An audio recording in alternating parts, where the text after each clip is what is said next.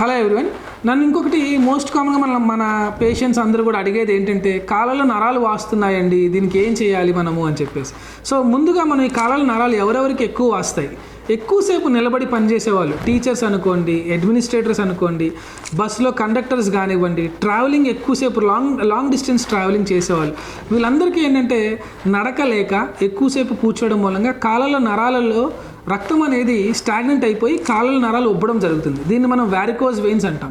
So మీరు ఇలాంటి high risk కేటగిరీలో ఉండి మీ కాళ్ళల్లో కనుక నరాలు ఇలా ఉబ్బడం కనుక మీరు గమనిస్తే, మీరు ఎర్లీ స్టేజెస్లో కనుక దీన్ని ఐడెంటిఫై చేసుకోగలిగితే సర్జరీ లేకుండా సింపుల్గా వారికోజ్ వెయిన్ సాక్స్ అని దొరుకుతాయన్నమాట. సో ఆ సాక్స్ వేసుకోవడం మూలంగా ఈ నరాలు ఉబ్బకుండా, ఫర్దర్గా ఈ డిసీజ్ ప్రోగ్రెస్ అవ్వకుండా, ఆ ఉబ్బిన నరాల్లో బ్లడ్ వెజల్స్ క్లాట్ అవ్వకుండా మీరు కాపాడుకున్న వాళ్ళు అవుతారు. మీరు నెగ్లెక్ట్ చేస్తే ఎక్కువ నరాలు ఉబ్బే కొద్దీ ఏమవుతుందంటే వాస్కులర్ సర్జన్ దగ్గరికి వెళ్ళి మీరు ఆ నరాలన్నింటినీ కూడా మనం తీసేయించుకోవాల్సిన సిచ్యువేషన్లో ల్యాండ్ అవుతారు. సో ఈ హై రిస్క్ పేషెంట్స్ ఎవరైతే ఉన్నారో వీళ్ళందరూ తగిన జాగ్రత్తలు తీసుకోవాలి.